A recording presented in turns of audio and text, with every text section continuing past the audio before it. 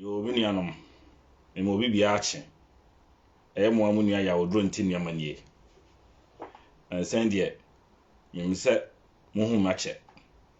anso busy edrum na bia na adaje ni ho ntini pa de ho asie ye na braba mu niema bi kakra we de meto na manopa ya nya bone ade ehia de ne hia enti edrum bi ese epie na bibi ikoso ye man Ghana mu a entwa yie na ehwe na ye de yadotum bi ne ya na epia beka bi niema bi ikoso ye man Ghana mu a ya reho ya sefem kakra ewo ya hemfo ebinom entem Domaahene Asantehene otumfo Domaahene osagefo agimabadu ene otumfo se De3 Abibiman ye mabru ya na sole ekasa kire mo ase mo ahemfo no mo na oman ne ye mo de a mo na ne ene mo te a mo di anim ekwako mo na mo di anim boy ho ban kire ne ye nyina enu nti oman ne hihye no oman mo na du ba bi ese mo sole na mo de ma no tumbi na mo kasafa ho na afi oman ne timi fa na ntuma pafra enti mutie ya no disemu a yehu se nansen na osagefo agimabadu ede ne ho agim prapra de krom mane man ma bosia so mo fa ni dwane ade no ne gisem pa se na wo yesa na Domaahene yade a anika na mpanifo se so ofefe efurani na hu sraman anase saman eniema bi atwam a yetetemnemu a sam na ye nwo mo na mo metra mo nananom kra na ye nwo mo no eno na sam na ye nchirima afede ye hia yedie hia nkoso a adwuma sema boy ye nya baabi na ye nya duani ni no saa niema atwam a abema mpapa mu aba bibiman mu na afa ye ntimi nkan hu bom ne ye nya man no eno na wo fifi furani akeka sansem no eno no hia yen esa de mpapa mu na toaso yesra wani dem na agimabadu mi hu se wo yesa na ayema ni ji me de ma ho de nyina ta wachi bompai pama wo se de wo pia wo de wa ho den ekeka enipa ne bom se mo ba ye mo mpata mu ho ye Domaahene nkro ne nkro atwa ho ahia ni nyina na ya ni ji sempa enu dinana bibie hia se wo be kwa kofifi furani eniema na atwam tetemnemu a ye nananom ekeka won tribom ko kontokwa bia na ehia eno na atoato aso abisi sam na ye Abibiman ye nkankro atwea ka ekire bisi sam na efise ya anoye ho emra edikan no ya nkan ho amum ekoko ntokwa ehia ye nyina ye tuntumfo ye na otamfo ne ba efiri ne krom ba beto ayen ebekeka etribom ma ye kokon ye ho ntokwa kunkum ye ho anemfaso bia ni so eno nti senchirima ya badas ye hunu nyansa na ese ya beka hu obom ne atrasa as cross ewasundwemu sam na ya yesremu munkotwetwe tetensem bi ama enu dina na osagefo agimabadu onana we de mesrew me de ani die kasa de wo ye na ye nyina efe pa se de mamru no ye sori ya na ye kasa sa hemfo no monsole no wo de na wo advocate no advocate se ahemfo aka no ebesua de wo ye no monso asole ayo mu kro no adwuma na afi ye nyina akeka ho abom na emom nya de a ede ebe akotwetwe tetensem a tetentokwa bi aba ebesa de empapa mu abaye mu sabi asante ne ebro ye nyina ye nipa kro ye nyina ye tuntumfo ye nyina na ye hunu amane wasase tuntumfo ani magu ase ewa bia ye nam bia owiase mu a enyanya ni monyam enu nti mu amoda ya no mu na da bia ani hwe mu se mu beka nkabomuu nsem ene nsem a beboa ya ma yetimi aka ehu abom na afi yetimi aye man no enu nti nana de wo ye na eyefe na toaso saa na yesrew se eniema edi mpapa mu beba de yesrew se twaso kra na me ba de tosu mi nso me sreka na otumfo se De3 Abibiman onso mpani se so bi kum efum kum a onso mfum enwa eniema bi a atwam a yetetemnemu ntokwa na atwam yekumwe ni atwa weiti na yeze enu no hia yen munkotwetwe ntokwa bi amre fi se yembabru no yenye yadwene se yebedi mochi akoko ntokwa bi a entokwa bi esi ye ebunu anase Domaahene Asantehene no eyemfie bi etwemu a na momkra na ye nwomo na mo nanam kra ye nwom enti yemre nso a ye pe yedi aboye se de adwunso oba kokko a ye pese ye fozo ka ehu bomu a Ghana man ye hu de yemfa ye yi kra nkobo no ye semu nkotwetwe nsem bi amre abrofo ne asantefo no ye nka se ye maburu no enne ye ne mai ye kokan kati bi abom enti se mumienu no mu pese mbefa sumdwe na se wo se mo ye bema ono so ye bema mumienu no mu nkohia ebro ne asantem entem ho ba bi na mumienu mu mfa ntokwa nsom do obebo ne yonko na se we betwa ne yonko ti a no watwa na afei ye de ye maburu no de ye pese ye pasumdwe ti esew na otumfo se etu abio nkabomuu ene ehia odo se onua no kura afom na se okasem bi a ka be fa kwan bi so akakasa kwa bi etunfo anase bibi na wo kana se wompe na ema sa asem no ya ka be frɛ no kokom na mosiesie ne bɔkɔ asomdwe mu yesrɛ mo mma wadwuwadwu bi ensa ma na tuntumfo ye di awerɛhoɔ ahunamane wasase so a ye ni magu ase wo ba bi enam bia ye obibini na ya himfo na mo da ya no na kane no na mo kan ebom ede odo emi edi mochi na sese mo sa akɔfa entokwasɛm ne mpapa mu nsɛm bi aba enya de ebeboa na yenso ye mabunu no ya ka ehu ebom Ghana ma ba bi obi efisi di pale free stream so free voter region so free akuapem so free mfante ye mabunu no so free nkran no yesi ye ka ehu ebom ni aye ma no fi se ba bi enam bia broni ebuye kwasea ebuye nimtia wo bibia mu enti ye yesi ehunu nyasa se yesi ye ka ehu bom sampapa mu ne ntetimu no mfa de papa bia mra ye enti yesrem ya himfo otumfo se etu ene osagefo agimambedu sampapa mu ene atwetwemantam ne tetensem a ede ntokwa ene papa mu beba ne de yesrem maburu ye nya ya dwese bedi mochi abrofo maburu ne asantem afo maburu no ye nya ya dwese bedi mochi enkranfo maburu akuapon from maburu voter for maburu esremfo maburu yesi eke hu oboni ye jampa papa mu bia mu hia yesrem samo yesa na wona sebe o madwene mu no a ebi o ye bruni ana so ya santini ana se o ye esremuni no na so ye baburu a o ade pa bia o ne ada tribe bi ye no no be fa se mo a mo ye kanifo no papa mu dia ene so mo bi ana sa de pa bi o no another tribe bi be ya one ne nye sa de ma ne toasoa ma yaudie wo nkrofo mu ba be si akontue mu uhie obi na se hu se wo hu nua Ghana ni a obuzabuza na obusa ba bi Ghana ha na wote a na fe nipa no adepa bi ese oyi na kom no ye ma akora na otwetwe ne ho eso ye nyina nipa kro ye ba kro mu ye nyina na broni mfa nya hwe enkoasom ne yeda so wom enkoasom na wotetem dem no adane ne ho kakra enso enkoasom ne yeda so wom fi se tuntum ne tina sase so wa Africa ha oni ni da so wo bibie mu oni adwuma ye ni ba bi dan nya aduani ni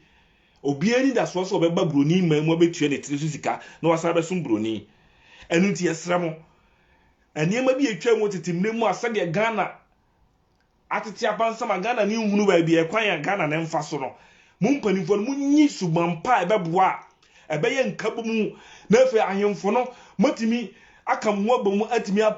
apai kwan pa emaburu no ne temamufo no befa so ebeboa ye man Ghana no na de ebeye mpaipan mu adwene de ene watimi no waka ne twetwemantam de yesrem munya ni nyina akidie yesrem yenye yadwene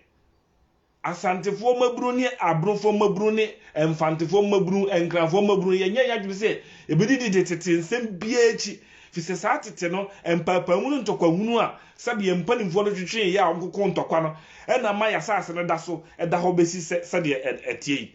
ene broni be fa ye ne ma nyina ko ye ode abai ni krom atoto niema because o hwese de abrofo akane no nko ntokwa ekunkum wo ho Adolf Hitler ekunkum jiwfo ekumongum abrofo pade ho do ho bone nyina acha ho a develop wo ho a omoti omba bi ahye niema kama na we compensation abrofo ekra tuama Israel for afibia esika mu a enu sade na ese ye pre na afi ye ke ehubom na bone agroni di ebedi ye bia mu mutua soka na afi ye ke ehubom na ye man na ye de ehubone biara atete no esi ye de we ekum wewi de we ni we kun ye de nyina ehubone echeche ye ho na fe ye man ya anya saa ne de mpapamu dia nipa tuntum benante asase su saa ma ya je animguase saa ko se nyina ya se behye efise ye make impact bia wasase so enua ade bia ya ekom ene yale dompia tuntumfo krom na age aboso enunti ya hemfo se mo bana se mo se mo ye maburu ahemfo a na mo ye nemade a munya tetensem no ene tetentokwa na akiridie obi enyi yawde mfiri ne mu wo Ghana manum na yen show odon kire ho na enyi yawde ene otan a de tan ho ye tan ho too much Ghana for ye tan ho too much otan ye tan ho no edoso enti mo de hye mo amode hye yawdo ntinuama asem kakra me ka wo sa tobe asi Domaahene nkrohene ene Asantehene ntam na mede ma no tum fi se eyade ehia pa asisi etu ase enti de me ka nyina se ofri tribe bia mu na ofri Ghana ye nyina ya Ghana for ye nyina ye tuntum for we have the same destiny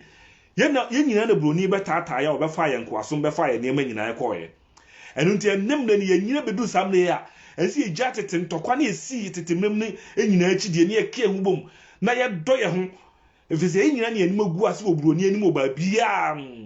broni anya duro yade bi ba na broni anya duro ye nya duro nom broni amre enuane ye nya duane ni broni na twasika broni na ye mfidie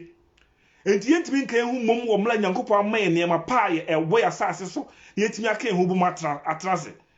se mu ahemfo no besa ko twetwe tete ntokwa ana sam ne kwa ye nwomo na nankanso am abre ye mabru ne enemlem yesra mu yenye ewurade se ebedi mochi akoko ntokwa bia enti mo sesama no samo free samo ko fa ntokwa bia ba na ye no mabru ye bedi mochi se ebia ebrofo ne asantefo ekoko ana se nkrafo mabru ne asantefo ana se kwafo ekoko ana se any other tribe in Ghana ye ekoko ntokwa dia na moboa ye ni sa tete nsem na chidie fesi ye nyine behunu se sampapa mu ana wo hotete no amu mukeka muti bonkoko ntokwa no ena ma wotamfo ye obroni be hye so eme ejeja ye ho aye ton ye ho ma ye ho etimi chiche ye nkrofo ne ye ton no oma abroni na broni de be ye ni krom yie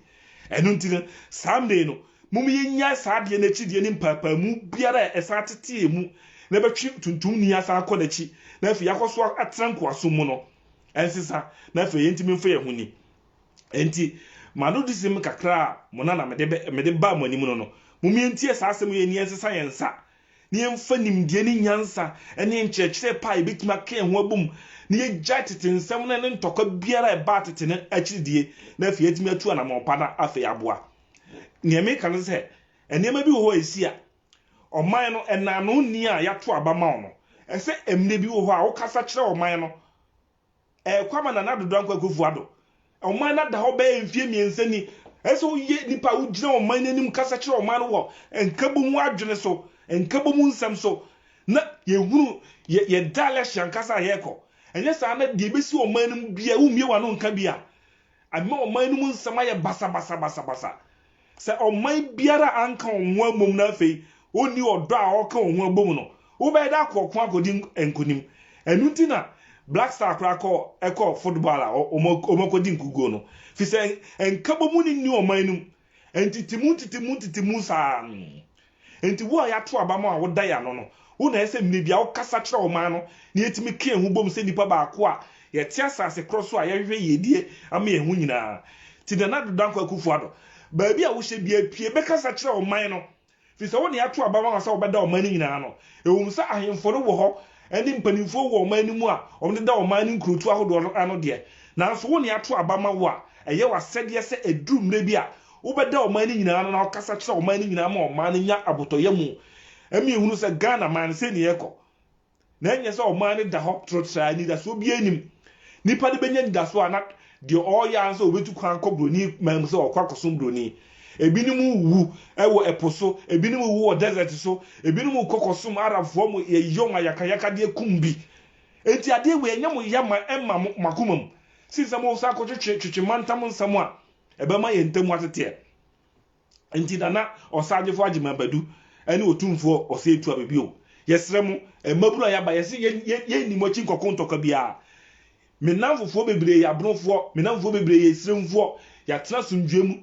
nanso semu mpanifo amoda ya no mo de mpapamu ba obi a wonye badwemba no so ohia ne yonko wo kwantu ohia ne yonko wo Ghana ho na South Africa ho a no da hye ne tirimu se empanifo no ekra eko a ene ebe papa mu yesremo momma yen maburu no so mom yen fa odo yen nyam papa mu ne tete nsem bi etwa mu tete mnanu mu a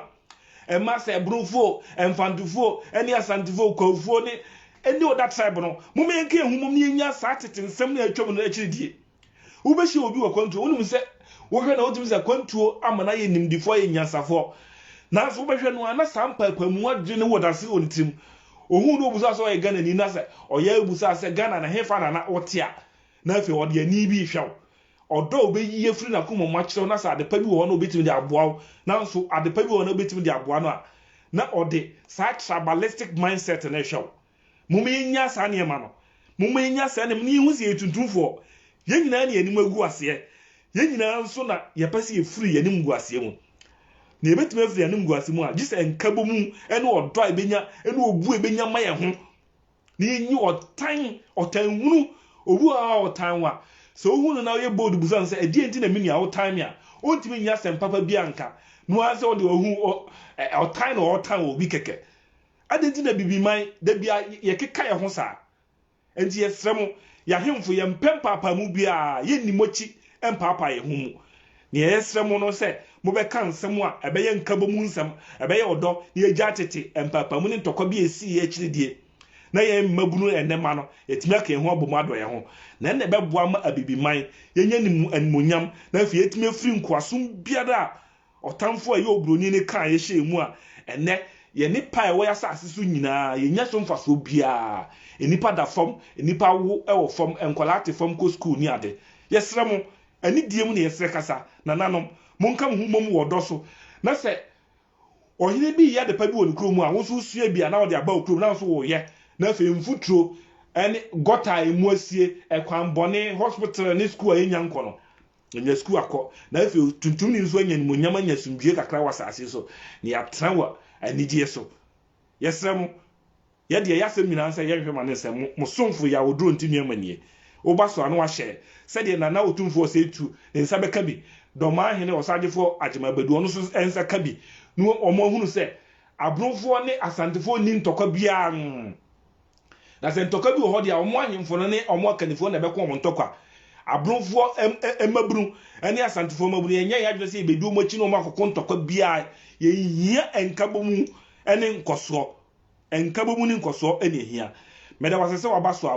watie wobaso anu ahye na wapia so ama oyonko nso atibi se de ebedru mpanifo ne ahemfo no anim na afi omanya nkabomuu a ebeboa ye man Ghana na afi abo Africa nyina na abo tuntufo nyina ne bibifo nyina ma afi yafri nkoaso mu afri anim guasie mu na yanso asebi eho asase so meda wasese mabaso wobaso ahye ma ne nko ye hwe ma ne nse munua ya odro ntini amani mu ma bye